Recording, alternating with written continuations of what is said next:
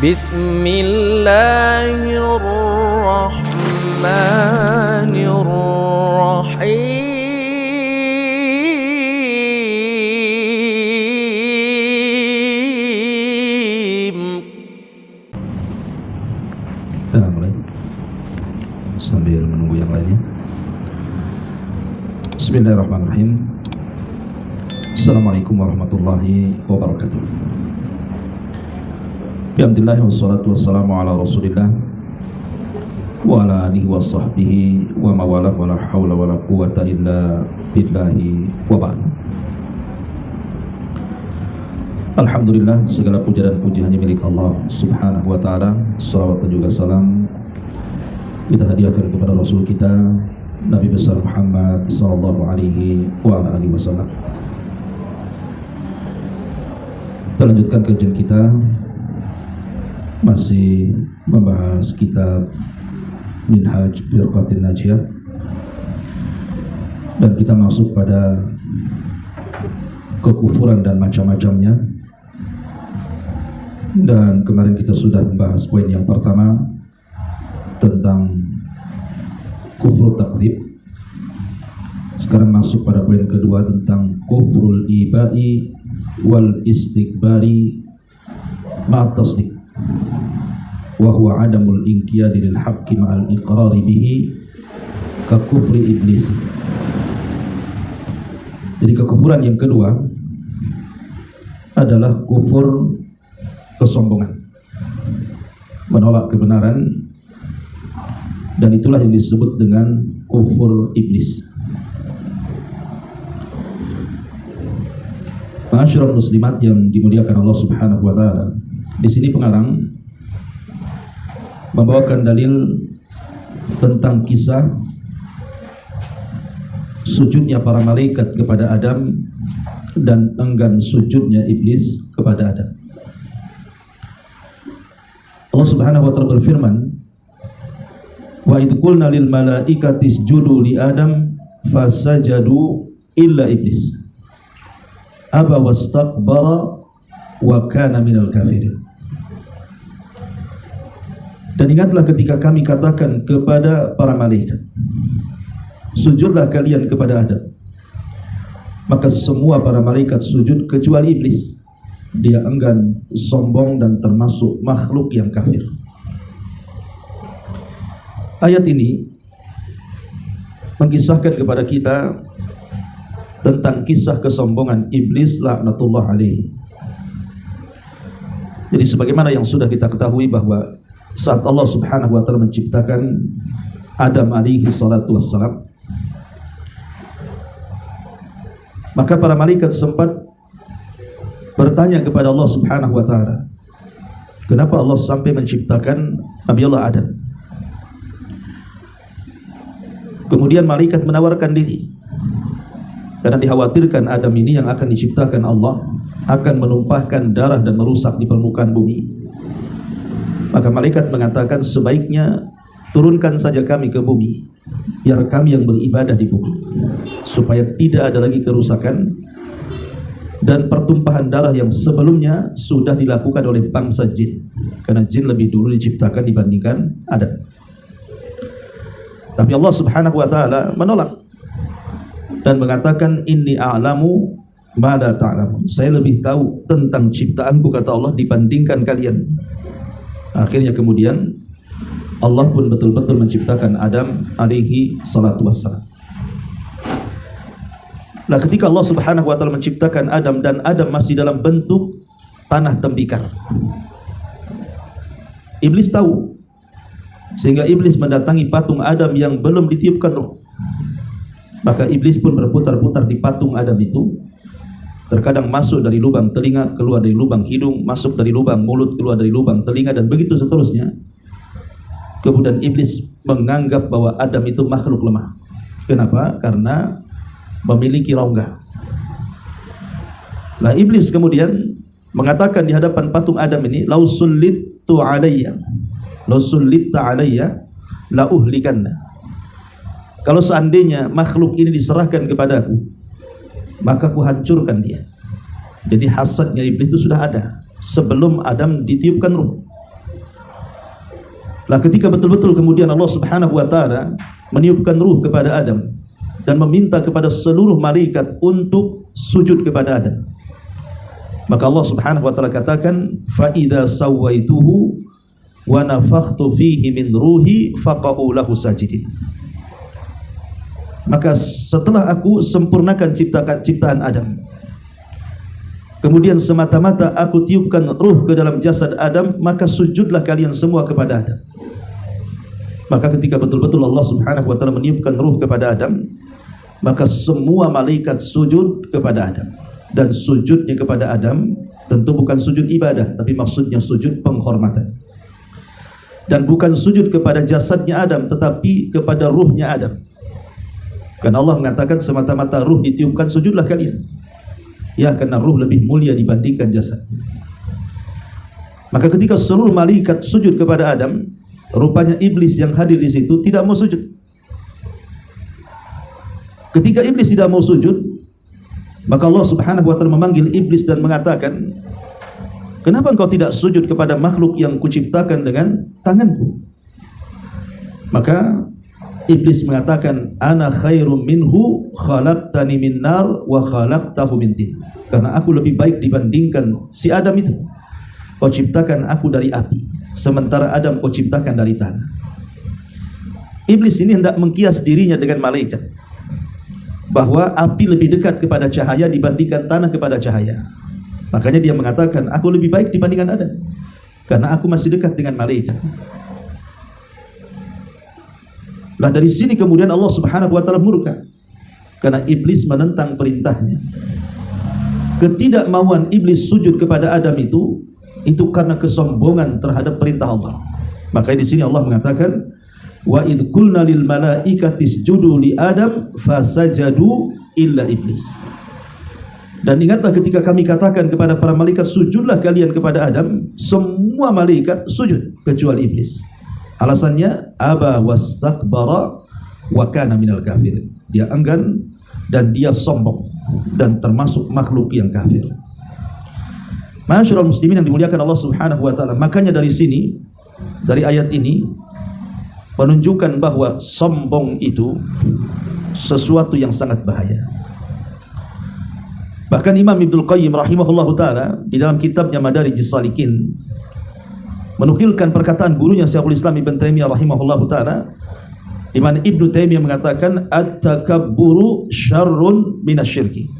Sombong itu jauh lebih bahaya dibandingkan kesyirikan. Sombong itu lebih bahaya dibandingkan kesyirikan. Kenapa? Fa innal mutakabbir yatakabbar an ibadatillah. Karena orang yang sombong adalah orang yang sombong dari beribadah kepada Allah Subhanahu wa taala. Jadi orang yang sombong itu sama sekali tidak mau beribadah.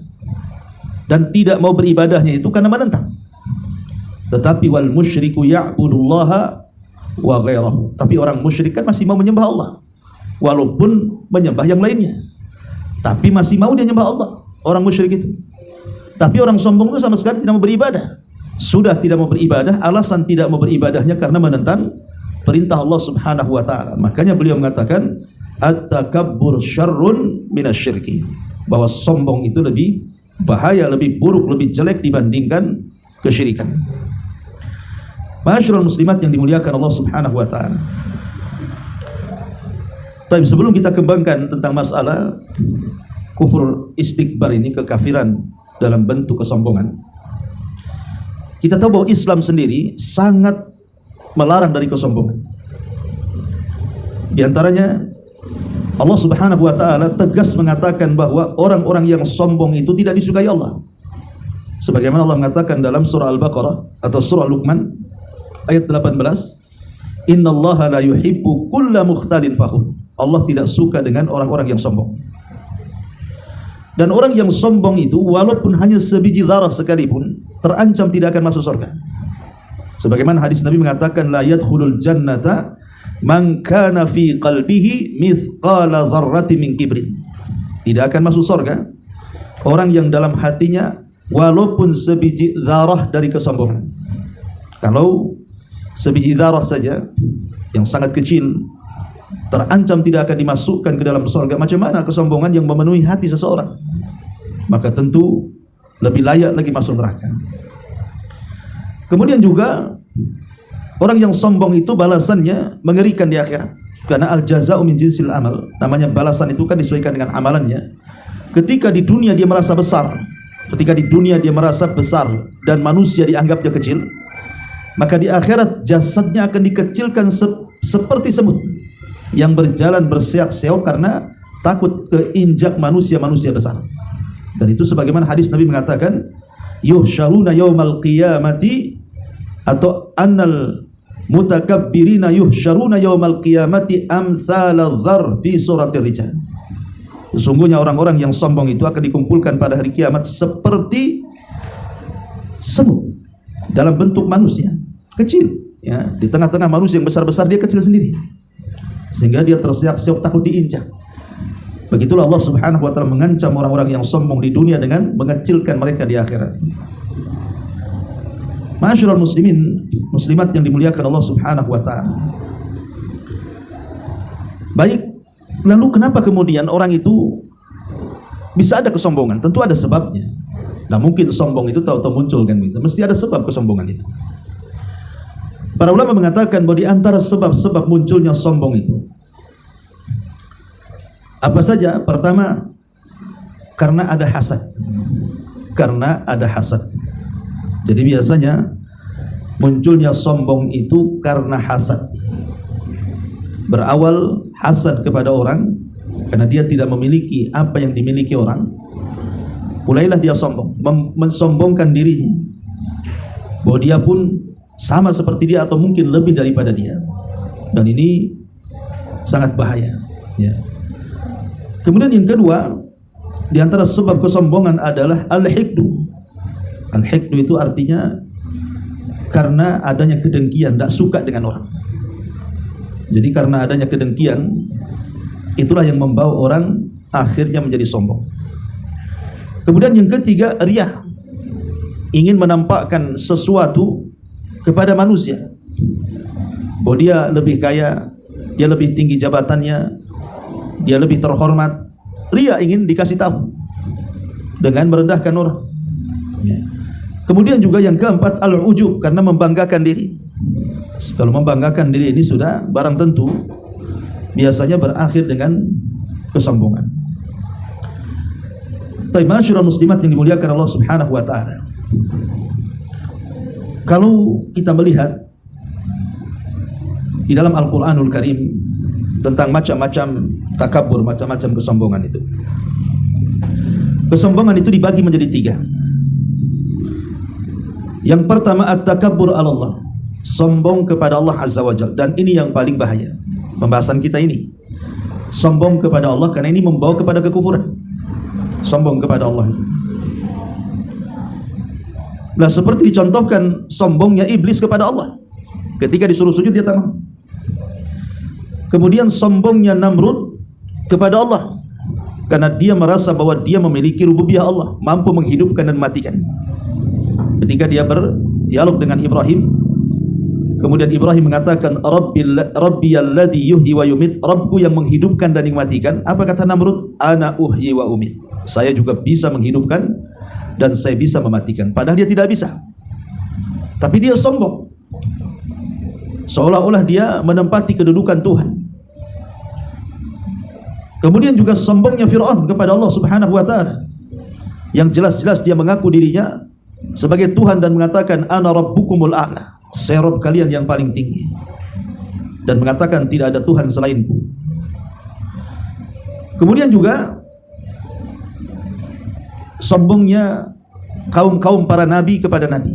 Yang kedua, at-takabbur 'alal anbiya'illah, sombong kepada para nabi. Sombong kepada para nabi artinya tidak tunduk dengan syariatnya, tidak tunduk dengan perintahnya, dan tidak mengindahkan larangannya. Dan kita lihat bahwa sombong seperti ini terjadi di zaman Nabi SAW, baik yang dilakukan orang-orang musyrik Arab ataupun yang dilakukan orang-orang Yahudi Madinah. Orang-orang musyrik Arab, mereka tahu kebenaran, seperti Abu Jahal, kemudian Al-Walid ibn Mughirah, kemudian Umayyah ibn Khalaf, Uqbah ibn Mu'aid, dan banyak tokoh-tokoh Quraisy itu. Mereka tahu kebenaran karena mereka tidak bisa mendatangkan semisal Al-Quran, padahal mereka pakar-pakar syair. Sehingga sebagian mereka sangat menikmati bacaan Quran, seperti Abu Jahal. Mereka sangat menikmati bacaan Quran di malam hari, tapi di siang hari mereka menjadi musuh Al-Quran itu sendiri. Jadi kalau malam hari mereka mendengar Quran, mengendap-endap. Kalau Rasul lagi ngaji Quran itu mereka mengendap-endap di semak-semak, kemudian mendengar, dan mereka tidak bergerah, keasikan. Tapi kalau di siang hari mereka jadi musuh Quran karena diajak masuk Islam, mereka enggan. Maka ini tidak lain dan bukan karena kesombongan. Begitu juga orang-orang Yahudi. Mereka sudah tahu kebenaran, seperti yang terjadi kepada Huyai ibn Akhtab, seorang tokoh Yahudi, ketika menelisik Nabi SAW yang baru sampai dari hijrah dari Mekah ke Kuba. Setelah tahu bahwa dia adalah seorang Nabi, cocok dengan ciri-cirinya, kemudian Yasir yang ketika itu saudaranya bersama dia menelisik soal siapa sosok Muhammad itu. Yasir mengatakan kepada Huyai, wahai Huyai, apakah memang dia seorang Nabi? Kata Huyai, iya, dia seorang Nabi persis seperti ciri-cirinya. Kata Yasir, kalau dia seorang Nabi, kenapa kita tidak beriman? Maka Huyai ibn Akhtab mengatakan, oh tidak, selama nyawa di kandung badan saya akan terus memerangi dia sampai kematian menjemputku. Jadi menolak Islamnya Huyai ibn Akhtab itu bukan karena dia meragukan kenabian, tidak, bahkan yakin itu Nabi, tapi karena kesombongan. Itulah yang menjadikan kemudian orang-orang Yahudi Madinah tidak mau beriman kepada Nabi. Ini di zaman Nabi SAW. Kita tarik kepada zaman sebelum Nabi SAW, seperti contohnya Fir'aun dan kaumnya. Ketika Nabi Musa SAW dan juga Harun mendatangi Fir'aun dan kaumnya dan mendakwahkan dakwah tauhid, maka Allah Subhanahu wa taala gambarkan dalam Al-Qur'an, "Tsumma arsalna Musa wa akhahu Harun bi ayatina wa sultanin mubin ila fir'auna wa malaihi fastakbaru wa kanu qauman 'alin." Kemudian kami utus Musa dan saudaranya Harun dengan membawa ayat-ayat kami dan penjelasan yang nyata kepada Fir'aun dan para pengikutnya, tetapi mereka sombong dan mereka merasa kaum yang paling tinggi. Artinya bahwa Fir'aun dan kaumnya mereka sombong kepada Musa alaihi salatu wassalam, dan ini kesombongan kepada para nabi. Atau kisah Ashabul Qaryah. Kisah Ashabul Qaryah. Ketika Allah Subhanahu wa taala mengatakan dalam sebuah kisah dalam surah Yasin ayat 13 sampai 19. Wadrib lahum mathalan ashabal qaryati id ja'ahal mursalun. Ceritakan kepada mereka tentang kisah Ashabul Qaryah ketika diutus kepada mereka para utusan. Id arsalna ilaihi muthnaini fakadzabuhuma fa'azzazna bitsalitsin. Ketika kami utus kepada mereka dua nabi, rupanya tidak cukup, kami kuatkan dengan 3 nabi lagi. Dikirim 1 jadi 3 nabi untuk mendakwahi Ashabul Qaryah itu. Tetapi mereka malah ditolak dakwahnya, bahkan hampir dibunuh. Ma'asyiral muslimat yang dimuliakan Allah Subhanahu wa taala, sampai akhirnya ada seseorang yang bernama Habibur Rahman. Ada yang mengatakan dia tukang jahit, ada yang mengatakan pekerjaan yang lainnya, wallahu alam. Dia dari perbatasan Madinah sampai berjalan kepada Ashabul Qaryah untuk mengingatkan bahwa kedatangan 3 orang nabi itu adalah membawa kebaikan. Tapi kemudian Habibur Rahman ini malah dibantai oleh kaumnya. Kemudian setelah dia dibunuh, 3 nabi juga tidak lepas dari pembunuhan. Nah ini kan sombong, bukannya menerima malah dibunuh pula nabi itu, karena tidak cocok dengan hawa nafsu mereka. Begitulah Bani Israel, kalau tidak cocok dengan hawa nafsu mereka, fariqun kadzabtum wa fariqun taqtulun. Sebagian mereka mendustakan dan sebagian mereka menjadi pembunuh para nabi. Ya. Atau mungkin Nabi Nuh alaihi salatu wassalam ketika berdakwah kepada kaumnya mengatakan, ya Nuh, qad jadaltana fa aktsarta jidalana fa'tina bima ta'iduna in kunta minas shadiqin. Wahai Nuh, engkau sudah banyak melakukan berbantah-bantah dengan kami. Begitu juga kami. Begini sajalah, kalau memang engkau seorang nabi, datangkan azab kepada kami. Kalau engkau memang benar. Jadi kaumnya Nuh malah menantang untuk didatangkan azab. Dan itu kesombongan namanya. Makanya betul-betul Nuh berdoa kepada Allah, maka datanglah banjir bandang yang sangat besar diiringi tufan meluluh lantakkan seluruh kaumnya karena kesombongan. Begitu juga Syuaib dengan kaumnya. Mereka mengatakan kepada Syuaib, ya Syuaib, ma nafqahu katsiran mimma taqul wa inna lanaraka fina dha'ifa. Wahai Syuaib, kami tidak paham apa yang kau katakan. Ini kan melecehkan. Syuaib itu khatibul anbiya. Dia adalah oratornya para nabi. Orang orator itu jelas bahasanya bagus. Tapi kaumnya merendahkan Syuaib dengan mengatakan, kami tidak tahu loh bahasamu itu apa. Kamu ini ngomong apa? Kan itu kesombongan itu. Seolah-olah tidak paham dengan apa yang dikatakan Nabi Syuaib. Kemudian mengatakan, wa inna lanaraka dha'ifa. Kami melihat engkau ini lemah. Ya, ini kesombongan kepada para nabi. Nah, ini sebuah kekufuran. Ya. Baik sombong kepada Allah Subhanahu wa taala ataupun sombong kepada para nabi, termasuk sombong kepada Nabi kita Muhammad sallallahu alaihi wasallam, itu juga bagian daripada kekufuran. Ingat, itu bagian daripada kekufuran. Ma'asyiral muslimat yang dimuliakan Allah Azza wa Jalla. Lah yang ketiga, at-takabbur 'alan nas. Sombong kepada manusia. Lah sombong kepada manusia ini ada di beberapa macam. Pertama, terkadang orang itu sombong dengan pengetahuan. Ada orang yang sombong dengan pengetahuan karena merasa dirinya lebih pandai, lebih cerdas, lebih tinggi sekolahnya, lebih tinggi alma maternya dan begitu seterusnya. Maka terkadang orang terkecoh dengan pengetahuannya, akhirnya merendahkan yang bodoh-bodoh yang di bawahnya, atau mungkin membodoh-bodohi orang-orang yang di bawahnya. Maka ini faktor pertama, orang bisa sombong karena pengetahuan ilmu. Bisa saja ilmu agama ataupun ilmu dunia. Yang kedua, takabbur bi kasratil ibadah, karena merasa banyak ibadah. Merasa banyak ibadah, mungkin kalau ngaji itu merasa paling senior. Yang junior-junior ini direndahkan dia. Merasa paling lama hijrahnya, paling lama masuk sunnahnya, paling banyak ibadahnya, paling banyak majelis taklim yang didatanginya dan begitu seterusnya. Maka ini termasuk tipu daya syaitan. Merasa sombong dengan ibadah. Kemudian yang ketiga, at-takabbur bin nasab, merasa sombong dengan nasab. Merasa nasabnya sampai kepada Nabi, sementara yang lain tidak. Akhirnya kemudian merasa lebih mulia, lebih hebat, lebih agung, padahal Allah mengatakan inna akramakum indallahi atqakum. Orang yang paling mulia itu ada ketakwaan, orang yang bertakwa, dan di akhirat pun nasab itu akan terputus. Di akhirat itulah nasab akan terputus. Jadi buat apa kemudian dibangga-banggakan sombong dengan nasab? Di zaman Nabi SAW, Rasul tidak suka dengan orang-orang yang menyombongkan nasab. Bahkan menggolongkan orang-orang yang sombong dengan nasab itu bagian daripada tradisi jahiliyah. Al-fakhru bil ansab itu. Kata Nabi SAW, arba'un min umuril jahiliyah. 4 perkara termasuk perkara-perkara jahiliyah. Salah satunya al-fakhru bil ansab. Merasa bangga dengan nasab. Ini tradisi jahiliyah. Makanya ketika ada seseorang di zaman Rasul, dia berbangga dengan nasab, kemudian melecehkan nasab yang lainnya. Dia mengatakan, tahukah kamu siapa saya? Kemudian dia mengatakan, saya anak fulan, bin fulan, bin fulan, bin fulan. Kemudian mengatakan kepada kawannya, amma anta fala ummalaka. Adapun kamu sebutkan nasabmu, saya kira tidak semulia nasabku, katanya. Dengan malu-malu dia menyebutkan. Kata Nabi, ketika itu Nabi lewat di situ. Maka Nabi mengatakan, stop, kenapa kalian berbangga dengan nasab? Tidakkah kalian mendengar dulu di zaman Nabi Musa, kata Rasul, ada 2 orang persis seperti kalian.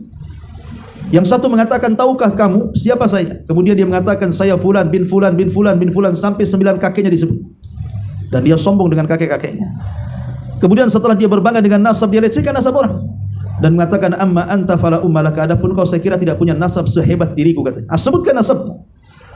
Akhirnya kawannya ini malu-malu menyebutkan nasab. Kemudian dia mulai mengatakan, saya fulan, ibn fulan, langsung berhenti. Karena dia tahu kakek buyut yang ketiganya kafir, tidak muslim. Sehingga dia mengulang lagi, ana fulan, ibn fulan, ibnul Islam. Dia nasabkan ke Islam tuh kakek buyut yang ketiganya. Kemudian dua-duanya meninggal, kata Rasul. Yang berbangga dengan nasab Allah masukkan ke dalam jahanam. Yang tidak berbangga dengan nasab kecuali nasab-nasab yang memang bisa membantu dia di akhirat, maka Allah masukkan dia ke dalam surga. Maka sombong itu juga kadang-kadang faktor nasab. Kemudian yang ketiga, at-takabur bil jamal, faktor kecantikan, ketampanan, merasa cantik sendiri, merasa tampan sendiri, ya, merasa wah sendiri. Nah, ini juga diantaranya fitnahnya kaum Hawa, fitnahnya ibu-ibu, ya. Ini hati-hati, kadang-kadang fitnah kecantikan ini membawa kesombongan. Atau yang kelima, at-takabur bil mal, fitnah harta, sombong dengan harta, merasa dia kaya, yang lain miskin, akhirnya menginjak-injak orang miskin. Makanya kemudian Allah mengatakan, kalla innal insana la yatgha an ra'ahu istaghna. Sekali-kali manusia itu melampaui batas, menjadi sombong apabila Allah bentangkan kekayaan kepadanya.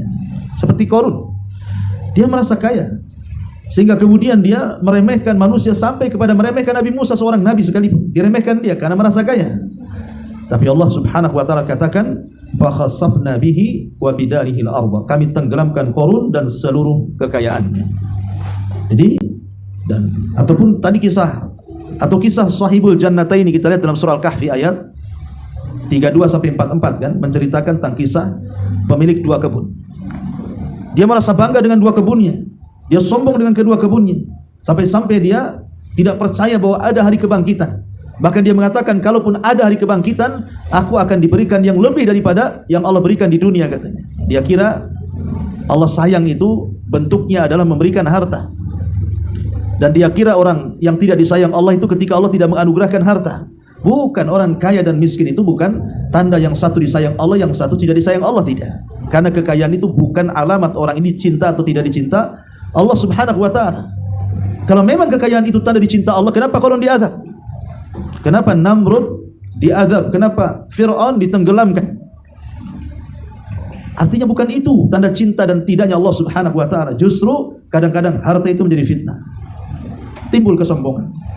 Kemudian yang keenam, at-takabur bi kathratil atbah, sombong karena banyaknya pengikut. Mungkin dia ketua geng, banyak pengikutnya, ketua ormas, banyak pengikutnya, ketua partai, banyak pengikutnya, dia sombong.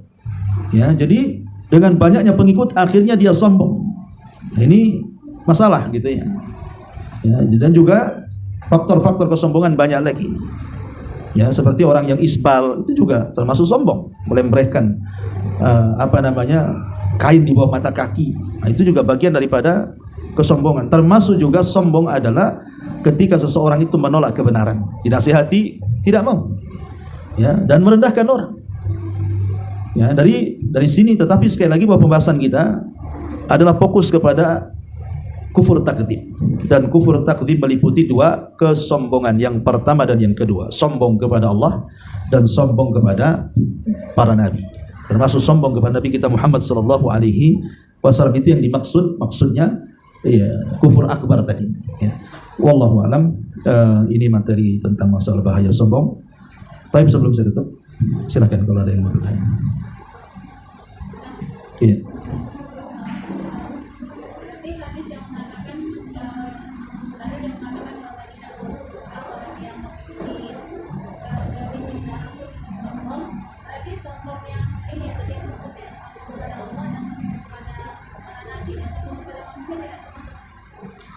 Sombong kepada manusia tidak termasuk, dia bagian daripada dosa besar saja yang tidak mengantarkan kepada kekufuran. Itu namanya kufur nikmat, ya.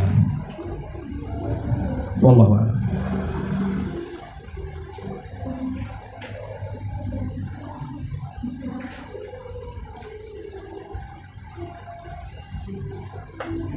Baik, kalau ada kita tutup. Subhanallah wa bihamdika, asyhadu an la ilaha illa anta, astaghfiruka wa atubu ilaik. Assalamualaikum warahmatullahi wabarakatuh.